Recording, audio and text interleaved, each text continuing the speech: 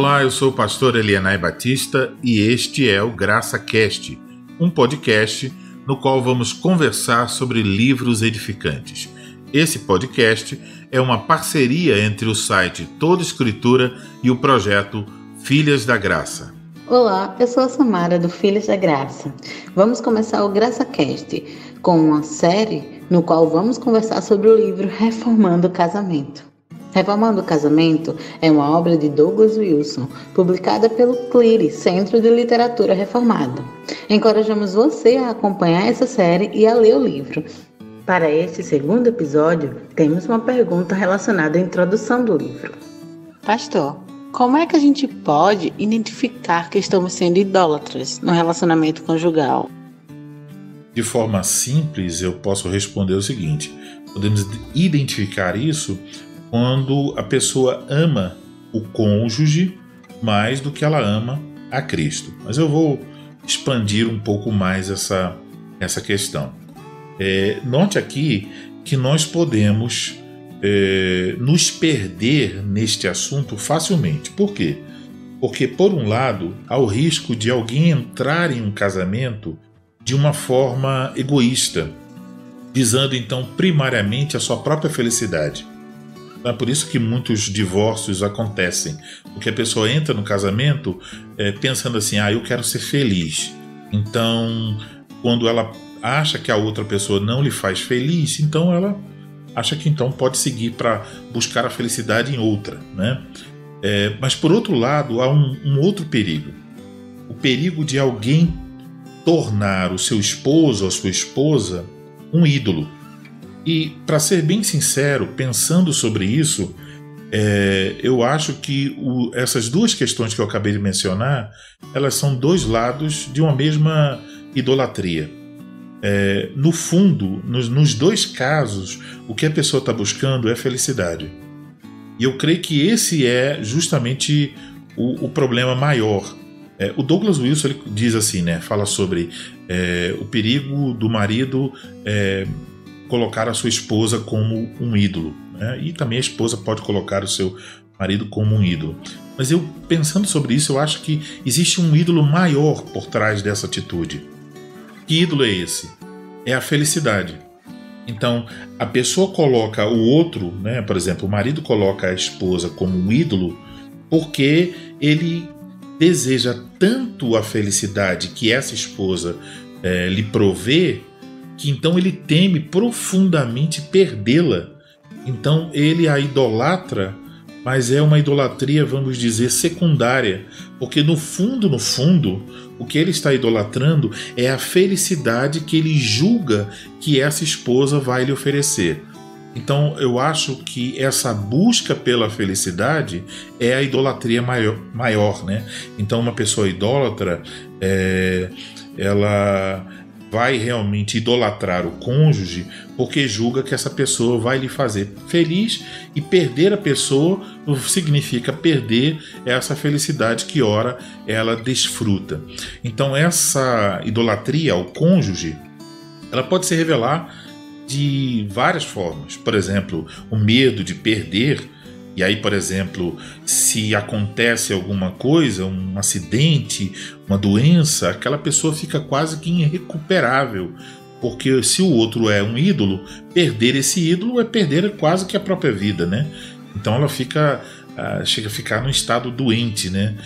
Outra evidência disso, não só o medo de perder, mas o ciúme doentio também vai ser provocado por essa idolatria. Estar disposto a fazer qualquer coisa para manter o casamento ou o relacionamento. Por exemplo, isso pode se evidenciar até no namoro, no noivado. Vamos dizer que uma moça ela está nesse momento dizendo assim, eu quero ser fiel a Cristo, eu amo a Cristo e tal. E de repente conhece um rapaz na faculdade, um rapaz bonito, de bons modos, mas alguém que não ama a Cristo. E aí ela começa uma amizade com ele, daqui a pouco aquilo vai avançando e ela acha que deve namorar esse rapaz. E aí ela sacrifica a sua fidelidade a Cristo, que diz que ela não deve fazer isso, né? Relacionar-se com vistas ao casamento com alguém incrédulo, a Bíblia proíbe isso, então ela sacrifica isso, que talvez outrora ela até defendeu, sacrifica isso e coloca no altar dessa idolatria a esse rapaz. Ele é bonito, ele tem boas condições, ele tem uma casa, ele é inteligente, ele é generoso, ele é melhor do que muitos rapazes na igreja, e o único problema dele é que ele não é um servo de Cristo. Mas isso aí pode mudar com o tempo. Então ela sacrifica. Basicamente, nesse momento, ela está dizendo, entre o que Cristo diz na sua palavra, então, entre Cristo e o rapaz, eu prefiro esse rapaz. Ele vai me dar a felicidade. E para esclarecer isso, a gente pode olhar para o Catecismo de Heidelberg, que é um catecismo das igrejas reformadas. A pergunta e resposta de número 95, falando sobre o primeiro mandamento, né? Não terás outros deuses diante de mim. A pergunta 95 é: o que é idolatria? E a resposta é ter ou inventar algo em que colocar a nossa confiança em lugar ou ao lado do único e verdadeiro Deus que se revelou em sua palavra. Veja, colocar no lugar ou colocar ao lado, porque no colocar ao lado significa que nós estamos valorizando aquela pessoa, colocando nossa confiança, no sentido do relacionamento seria colocar a confiança para obter dela, né, a felicidade ou a satisfação, ou colocar o amor a essa pessoa tal como nós amamos a Deus. Eu amo essa pessoa. Então essa pessoa ganha um status que pertence somente a Deus. Então uma pergunta que deve ser feita em relação a esse assunto é: quem é a fonte da nossa felicidade? Quem é a fonte da sua felicidade? Você que está ouvindo esse podcast. Se você responder: a fonte da minha felicidade é Cristo e fulano, você está caindo em idolatria. Se você responder: a fonte da minha felicidade é somente fulano ou fulana, você também está em idolatria.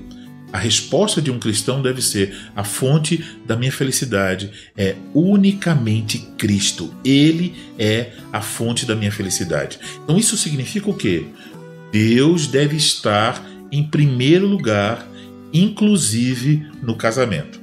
Como se lê no Reformando o Casamento, ele diz assim: não resta dúvida de que uma esposa é bem-aventurada quando seu esposo ama a Cristo mais do que a ela. Isso vale também para moças que estão namorando ou noivado. Pergunte a si mesmo: o seu namorado ou o seu noivo, ele ama mais a quem? A você ou a Cristo? Encerramos assim o segundo episódio do GraçaCast. Permitindo o Senhor, em breve postaremos o terceiro episódio. Pedimos que, se esse episódio foi edificante para você, que você compartilhe e deixe um comentário. Até a próxima!